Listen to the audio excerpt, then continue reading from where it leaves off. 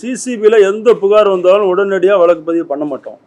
முதல்ல ப்ரிலிமினரி என்கொயரின்னு பண்ணுவோம். கொடுத்துருக்கிற கம்ப்ளைண்ட்டுக்கான எல்லாமே ஃபினான்ஸ் சம்மந்தப்பட்டது, லேண்ட் சம்மந்தப்பட்டது, யாராவது வேணுனே வந்து தவறாக கூட கொடுக்கலாங்கிறதுக்காக ப்ரிலிமினரி என்கொயரி பண்ணி அதில் முகாந்திரம் இருந்தால் மாத்திரம்தான் வழக்கு பதிவு பண்ணோம்.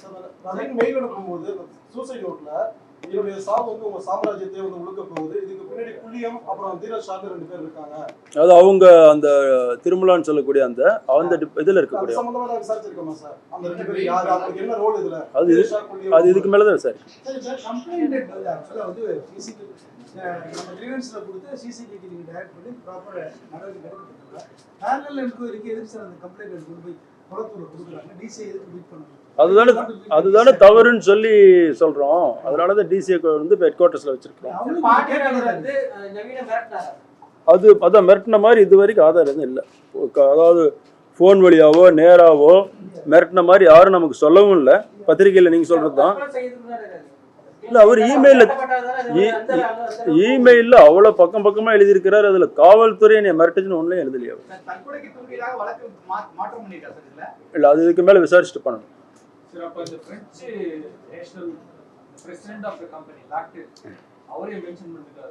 அந்த சூசைட் நோட்ல அவர் மென்ஷன் பண்ணிக்கிறார். அவர் தான் காரணம்ட்டு அது விசாரிப்பாங்க.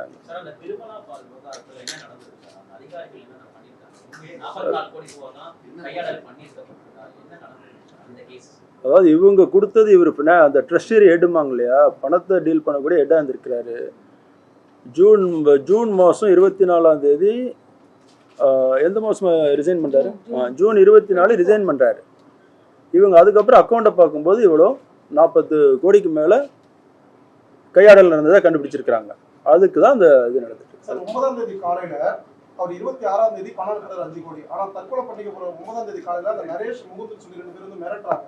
அந்த நரேஷ் முகுந்த் யாரு, அவங்க கூட்டத்தை விசாரிச்சிருக்கோமா இது வரைக்கும்? 2 நாள் ஆயிடுச்சு. இல்லை, அது அந்த ஆஸ்பெக்ட்ல இனிமேல் தான் விசாரிச்சிருக்கோம். அது வந்து தற்கொலைக்கு தூண்டாங்க அந்த ஆஸ்பெக்ட் விசாரிக்கும் போது அதெல்லாம் வரும்.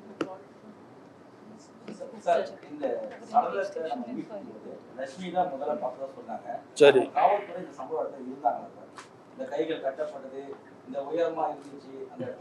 அதுக்கப்புறம் பண்ணாங்க. அதுக்கப்புறம் நாங்கள் போனோம், போய் பார்த்து சீனா போட்டோ கிட்ட எல்லாமே இருக்கேன். சிமெண்ட் பேக் இருக்குங்க.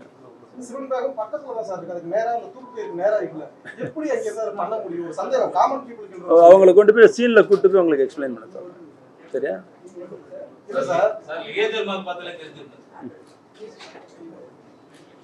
தெரியும் சார், அது எங்களுக்கு தொழில அதுதானே எங்களுக்கு.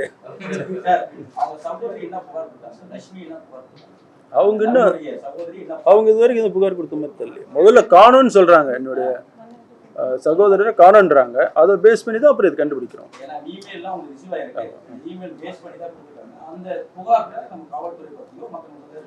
இல்லை இல்லை, அவங்களும் சொல்லலை, இமெயிலையும் காவல்துறையை பற்றி சொல்லலை. வெளியானா அப்படி ஒரு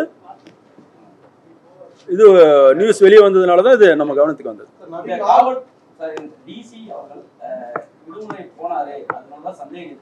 இல்லை, டிசி விடுமுறை போனது நான் தான் விடுமுறை கொடுக்கறது. அதெல்லாம் 2 நாளைக்கு முன்னாடியே கொடுத்தது. டிசிங்களுக்கு விடுமுறை கொடுக்கறது எல்லாமே நான் என்னுடைய இதுதான். அவர் 2 நாளைக்கு முன்னாடியே பர்சனல் வேலைக்காக வாங்கினவர் அன்னைக்கு விடுமுறைக்கு போட்டு வந்துட்டாரு. பாண்டியராஜன் நான் விசாரிச்சேன், நீங்க தாங்க சொல்றீங்க. நாங்க சொன்னேன். அது யார் சொன்னா? நான் சொல்லலையே, நீங்களா சொல்லிக்கிட்டா நான் என்ன பண்ணிட்டேன்? பாண்டியராஜன் இங்க இருக்கிறாரு. பாண்டியராஜன் தலைமையிடத்தில் இருக்கிறாரு. அவங்க ஜேசியெல்லாம் விசாரிச்சதுக்கு அப்புறம் சொன்னதுக்கு அப்புறம் தான்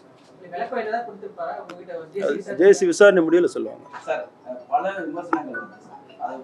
அதனாலதான் சார் பிரஸ் மீட் கொடுக்குறேன். அதான் சொல்லிட்டேன்ல, கிளாசிக்கல் சூசைட்ல நிறைய டைம் ஒரு கட்டிக்கிறது நடக்கும்.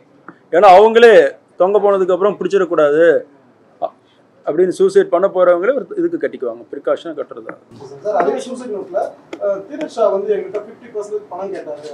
அதாவது ஒரு விஷயம் புரிஞ்சுங்க, அவங்க கம்பெனிக்குள்ளார என்ன நடந்தது, ஒருத்தர் யார் மிரட்டினாங்க, யாரு பணத்தை எடுத்தாங்கன்ற ஆஸ்பெக்டுக்கு நாம இன்னும் போல. புரியுதுங்களா? அது எப்போ போவோம்னா, இதை இந்த சூசைடு அபார்ட்மெண்ட் ஆஃப் சூசைடு, தற்கொலைக்கு தூண்டினாங்கன்னு ஒரு வழக்கு போட்டு அதை விசாரிக்கும் போது அதுக்கெல்லாம் போவோம். அந்த ஆஸ்பெக்ட்க்கு நாம இன்னும் போறோம். டயா பூஸ்டர் சுகருடைய ரிமோட் கண்ட்ரோல் இனி உங்க கையில. அனைத்து மருந்து கடைகளிலும் கிடைக்கும். செய்திகளை உடனுக்குடன் தெரிந்து கொள்ள கீழ்க்கண்ட கேபிள் மற்றும் டிடிஎச் நெட்வொர்க்குகளில் எம்நாடு செய்தி தொலைக்காட்சியை காணுங்கள். பாதகம் செய்பவரை கண்டால் நாம் பயம் கொள்ளலாகாது பாப்பா. மோதி மிதித்துவிடு பாப்பா, அவர் முகத்தில் உமிழ்ந்துவிடு பாப்பா. அண்மை செய்திகளை உடனுக்குடன் தெரிந்து கொள்ள இணைந்திருங்கள் எம்நாடு தொலைக்காட்சியுடன்.